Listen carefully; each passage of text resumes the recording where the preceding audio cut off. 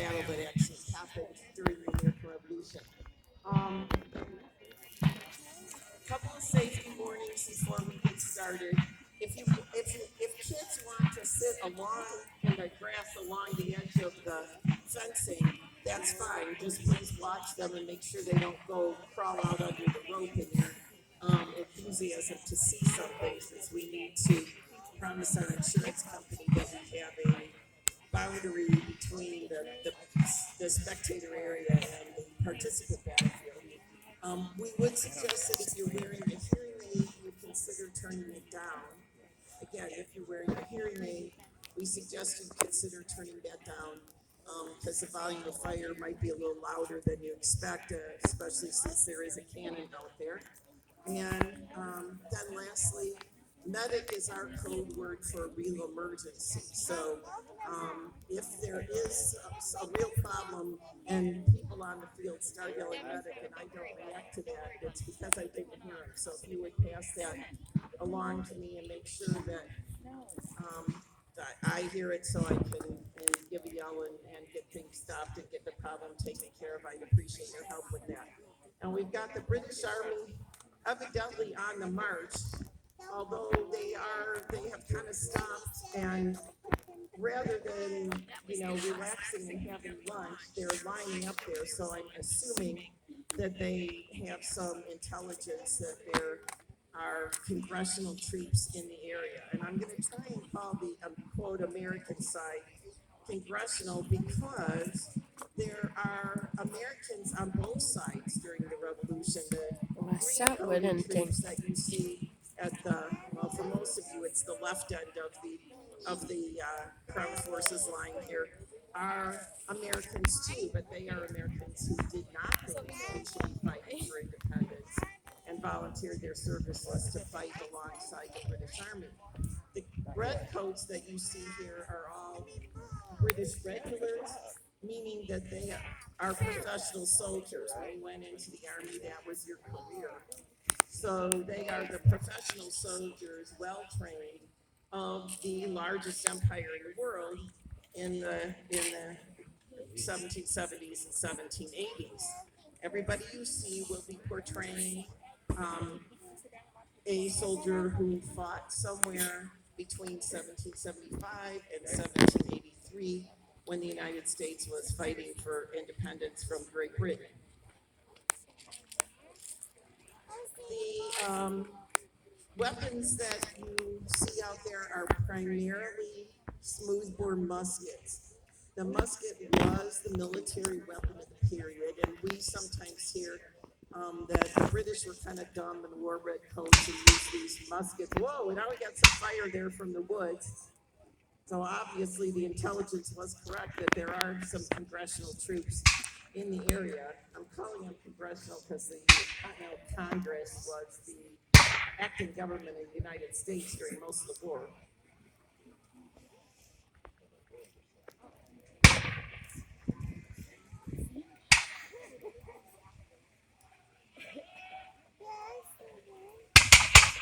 You can see there was a little bit of a wait there. They don't know, the British really don't have much idea, I don't think, of what the size of the congressional force is. And it looked like they were expecting the attack to come from the direction that they're facing, but there is that firing coming out of the woods, which may be the primary army, but it may be a distraction trying to get the British to turn in that direction and then allow another bigger force to attack them from another angle. So you'll notice that they just turned the one regiment, the 42nd Regiment, the Scottish Regiment, you can tell by their kilts and the bagpiper, they've just turned them to face the firing from the trees, but the rest of them are standing fast until they see what's going on. As the battle progresses, you'll see that most of the firing is with the men in a straight line. And even on both sides, they turn it too. Okay, that's a good way to flush out whoever is back there in the trees and get them to leave or find out That exactly can what be kind of recorded. force I they can't. have. I can't. The because the primary weapon used in both armies was the smoothbore musket, it's a little inaccurate because it uses an undersized ball to make it able to load and fire frequently. But it's not as accurate as a rifle. The rifles were fewer on both sides, although more on the congressional side. Rifles are much more accurate. The ball flies further and straighter, but these are all muzzle loaders, so you have to ram the ball down there very tightly. And to take advantage of the rifling in a rifle, it might take you up to a minute to load a rifle, whereas you can load that musket with about 3 or 4 times a minute. So you get more fire going down the field with muskets than you do with rifles. So that in a situation like right now, the 42nd Regiment firing into the trees, a big volley like that, because they really can't clearly see the enemy, that's much more likely to take people out than having riflemen trying to target individuals that they can't even see. And even when they get it out on the field, because they're using the less accurate musket, you that can be loaded and fired more frequently, they are relying on volume and frequency of fire as opposed to accuracy of fire, which you might have with that slower loading rifle. Oh, now we've got some action here. I was gonna guess that the congressional commander might decide not to engage, but it looks like that was a bit of a distraction back there.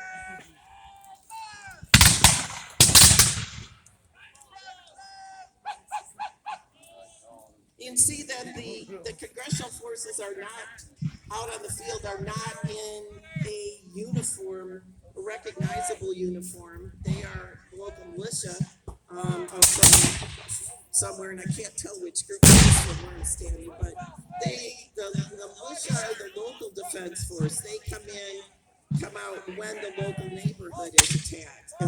We also will see eventually some state troops that are the troops funded by the various states in colonial America, and then we will also see some continental troops, continental meaning they are federalists by the Congress.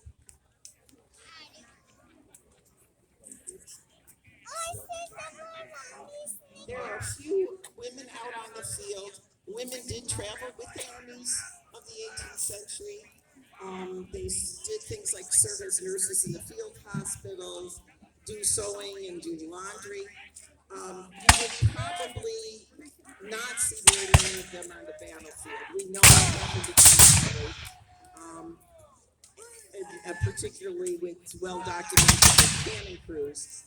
But we are actually using them out here today as just 21st century first aiders. They're there in case somebody is ill or injured out on the field. They've got some extra water and they're able to respond if one of our fake casualties calls to them to say, hey, there's a real problem here.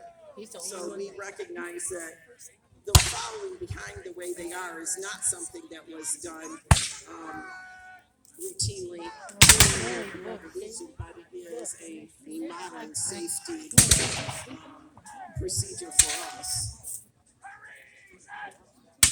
That support troops on the congressional side.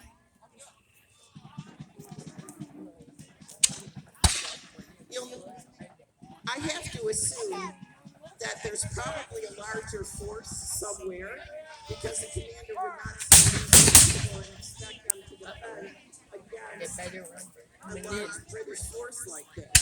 But you don't want to send your whole force out at once if you can avoid it. You send as few as you possibly can to obtain the objective and you bring them to the reserve. So we can't necessarily assume that we're seeing all. Now that their force is deployed, the ground forces have moved forward. They know sure where the enemy is coming from.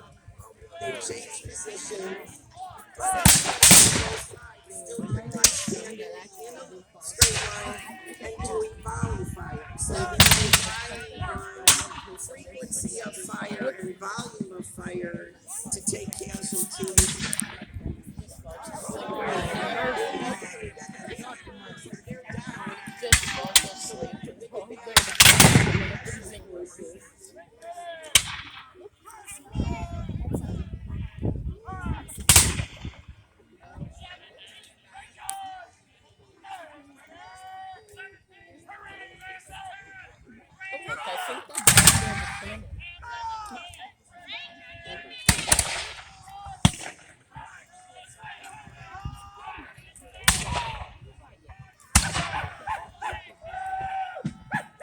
You hear the drummer out there. The drummer is actually giving load and fire commands. See, the loyalists, those who should be fighting for independence, are advancing fairly close to the enemy on the right here, closest to the stand. That's an advantage because they could take out that whole group or capture that whole group, but it's also a disadvantage because you'll notice it leaves a big gap in the line. So it can also allow an enterprising group of congressional forces to come through that gap. There's something on the other side as well, and the British.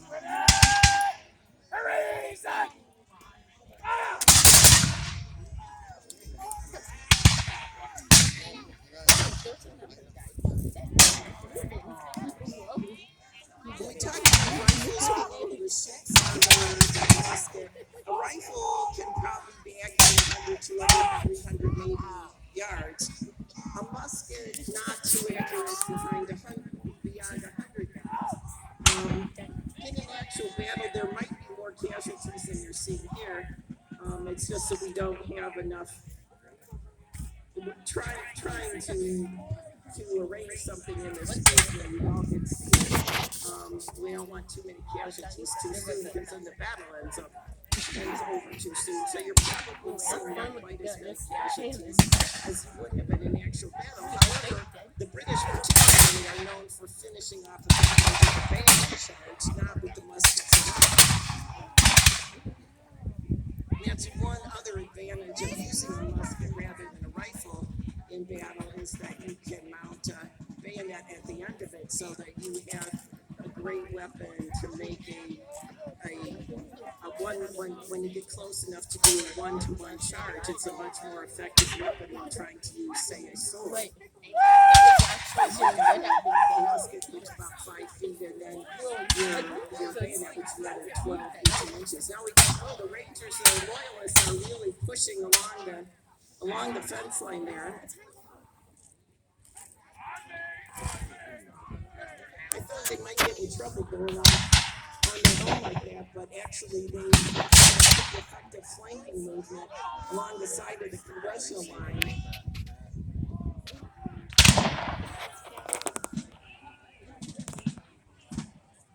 And push the congressional forces back so that they're having to compress themselves and fight in two directions.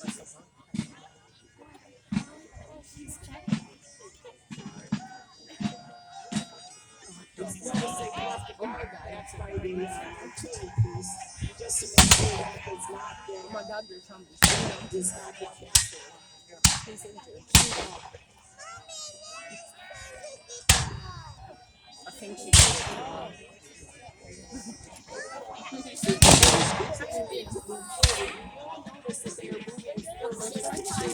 You always want somebody ready to fire because with muzzle loading is not fast. So you generally will have one group will be ready to fire, another group will move forward, and then they can load, and then the other group fires, and then it can move forward. So that is a pretty typical tactic in the 18th century in the whole muzzle loading area. Looks like there's officers out there about ready to discuss surrender terms.